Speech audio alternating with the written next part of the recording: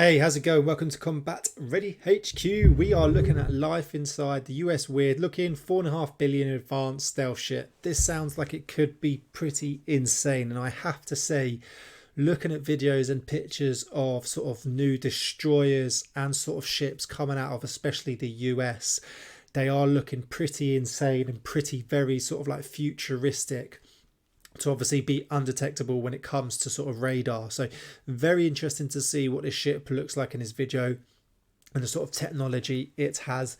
As always, check out the original video. Hopefully you enjoy my review and my commentary. If you do, please give us a thumbs up and subscribe. I love learning about all this stuff with you and sharing my thoughts and sort of my experiences, and it looks like you are too. So as always, comment in the comment section with what your thoughts are and what you want to see next. But let's get into it and see what they've got to say.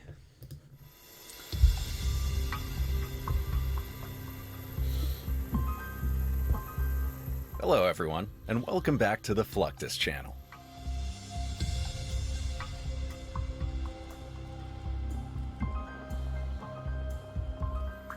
The US Navy has evolved significantly considering its modern fleet of vessels and combat machinery. It has intensely invested and designed powerful destroyer ships to combat the threats of today, as well as those of the coming decades. Yeah, as we all know, the US Navy is by far the strongest out there, by a long way. During its modern fleet of vessels and combat machinery. It has intensely invested and designed powerful destroyer ships to combat the threats of today, as well as those of the coming decades.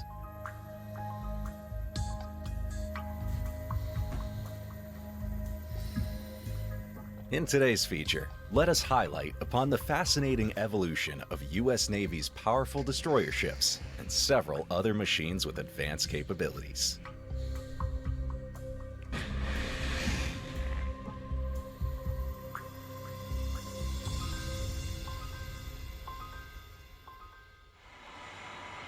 Oh, look at that.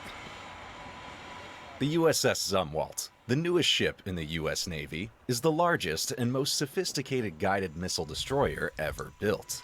That just looks insane. It looks so super like sophisticated and looks so futuristic. It's insane. These ships have the most advanced electric propulsion system, wave-piercing tumble-home hull, stealth design, and cutting-edge combat fighting equipment.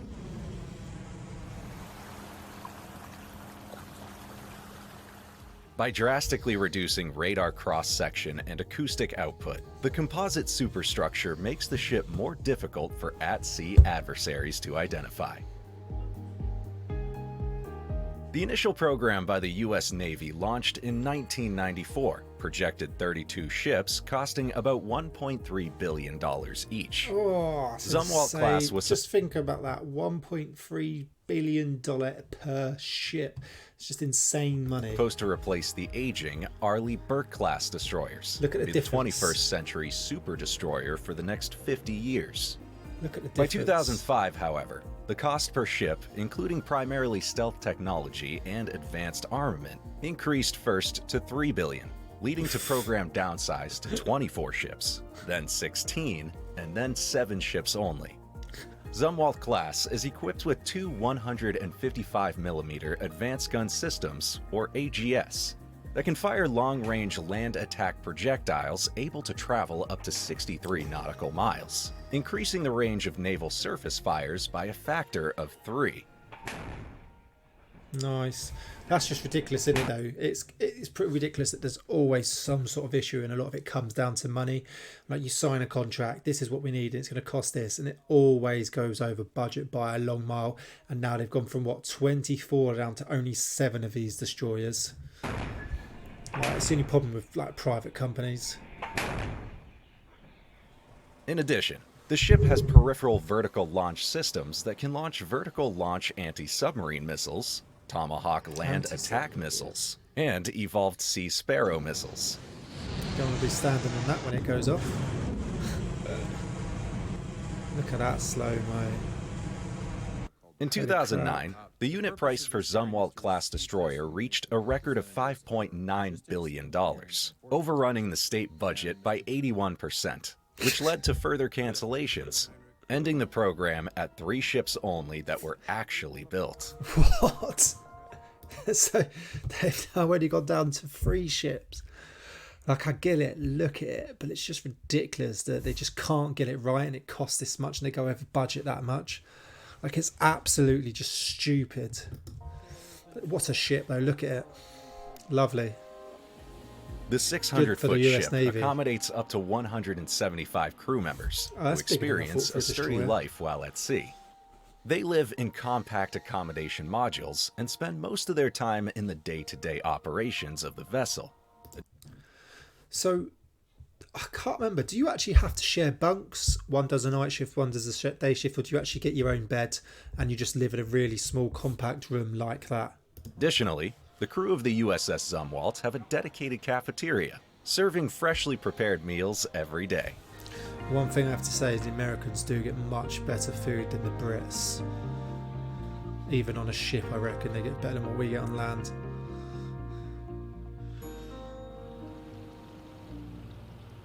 Look at that. I have to say. Additionally, it uses they've done active well. and passive sensors, as well as a multifunction radar that can conduct aerial surveillance over land in the exceedingly challenging and crowded sea-land interface. That's good. The Zumwalt class has a flight deck that is 93% bigger than that of an Arleigh Burke-class destroyer. Okay, so what can that hold then? What can land on that? I'm And guessing is majority 610 feet long aircraft. and 80.7 feet wide, with a Obviously top speed helicopters. of 33.5 knots. That's pretty quick.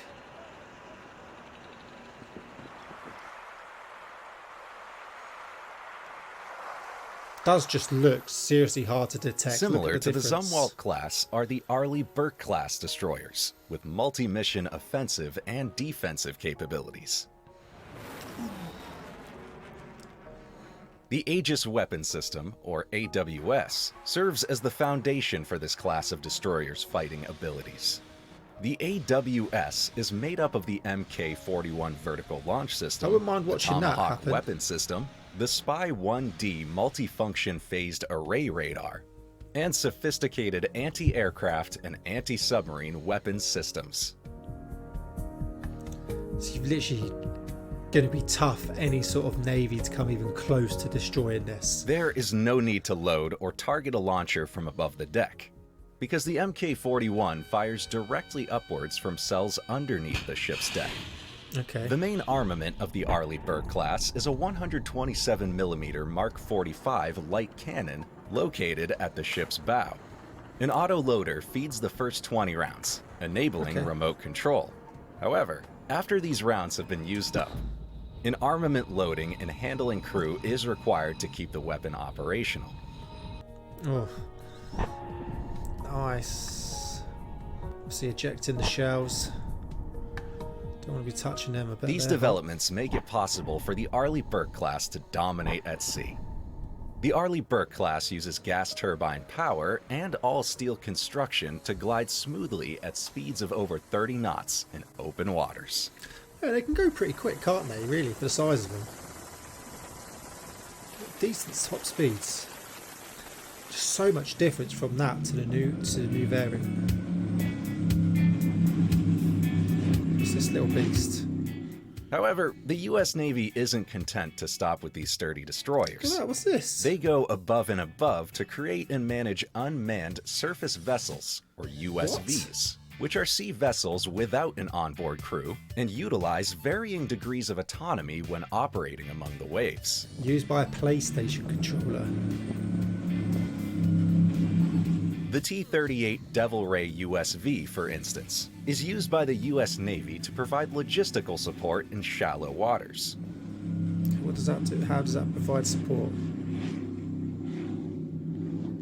The T-38 USV has a burst speed of 80 knots, a Quick. cruise speed of 25 knots, a weight of roughly 3.25 US tons, and a Heavier than a payload car. capacity of up to 2.25 tons.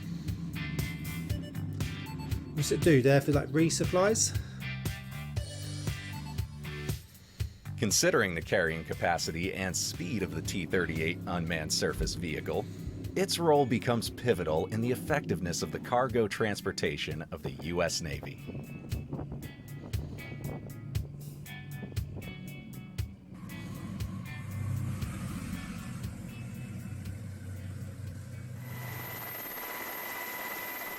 In addition to the T-38, the U.S. Navy also runs the Ranger and Nomad, which are two large unmanned surface ships formerly used for commercial transportation at sea. That can't be unmanned. Both of these ships have spacious open areas in the back that are easily reconfigurable to hold various payloads and convey them from point A to point B, while autonomously obeying the laws of the sea and avoiding other ships. Well,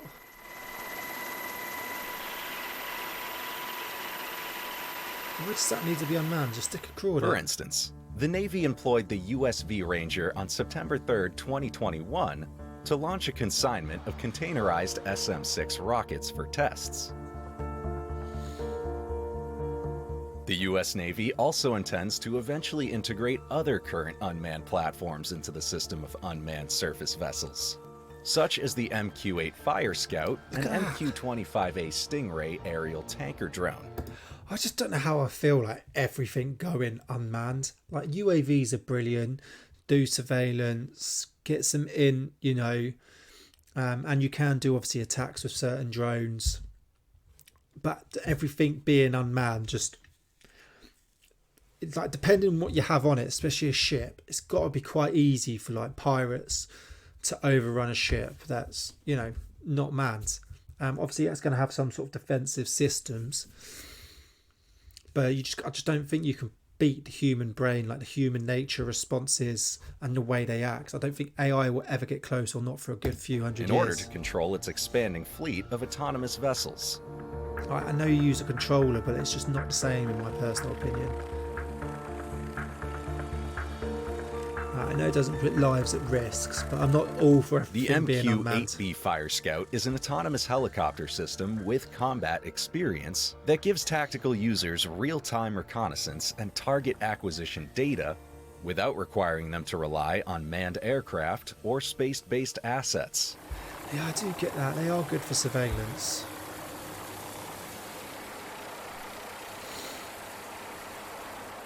The U.S. Navy currently has two Fire Scout versions. The MQ-8B Fire Scout is one of the two and has flown more than 16,600 hours over 6,200 sorties. All right, Plaza, I'm good with it up here. The Navy has integrated a multi-mode maritime radar on MQ-8B and tested an onboard weapons capability using the Advanced Precision Kill Weapon System. The MQ-8B Fire Scout has also proven its capacity to fly in close proximity to other piloted aircraft while at sea.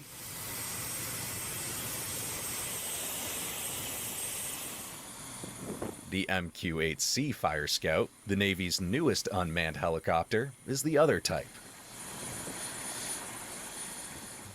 The commercial Bell 407 helicopter, which has produced more than 1,600 airframes and clocked more than 4.4 million flying hours, is the basis for the airframe of the MQ-8C Fire Scout. It can automatically take off and land from any aircraft supporting ship, as well as from both prepared and unprepared landing zones. Mental, there's unmanned helicopters now.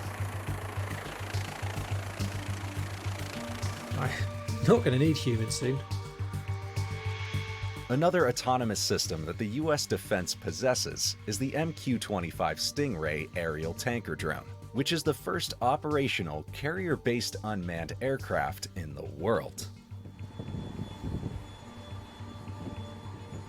The U.S. Navy's Carrier Air Wing and Carrier Strike Group's range, operational capability, and force projection will all be increased by the operating capability of this aerial tanker. In order to assess the MQ-25 system's integration into the carrier environment, the Navy, working with industry partners Boeing and Lockheed Martin, conducted a demonstration with the aircraft on board USS George H.W. Bush in 2021. It involved clearing the landing space, connecting to the catapults, and taxiing and parking on the flight deck.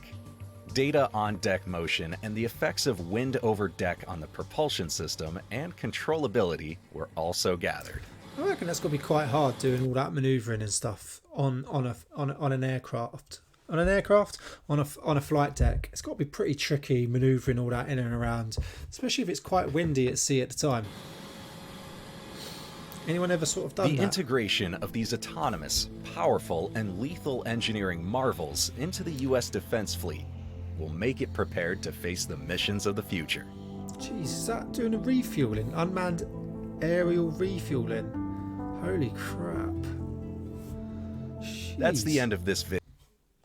Like, US are just taking it to a whole nother level when it comes to sort of air force, even like just the military, air force, navy, army, whatever it is. They're on another level to pretty much every other nation.